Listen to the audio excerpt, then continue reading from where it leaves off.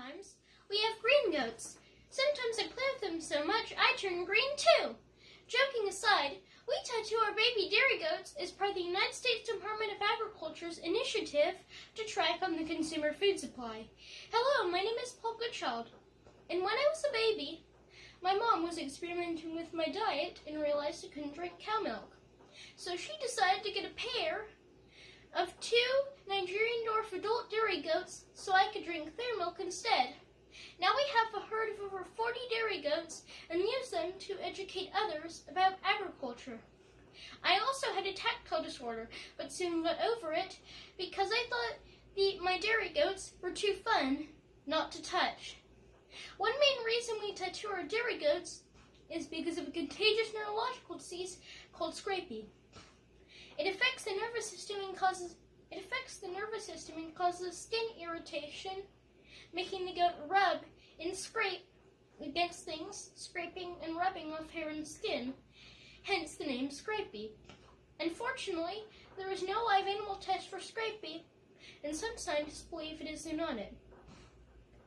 So now we know why, but exactly how do we tattoo, and what supplies do we need? We need a tattoo clamp, digits, ink, gloves, and a cloth are optional. Digits are numbers or letters with prongs on them that you stick into the clamp, upside down, left to right, into the goat's ear.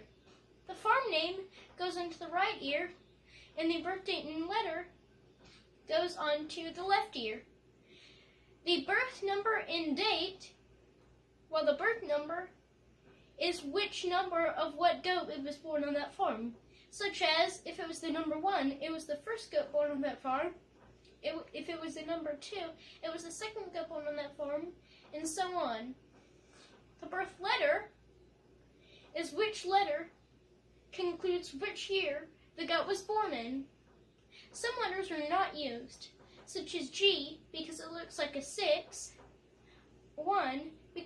I because it looks like a 1, and O because it looks like, well, a 0. And the farm name has to be less than 4 letters long. So we splice OK-doke down to OK-DK. Ink. You usually mostly need to use green ink because black and white ink, if the goat has black and white skin, then it might not show up so easily. Ink is used to rub in the goat's ears after your tattoo, so that it will show up more easily.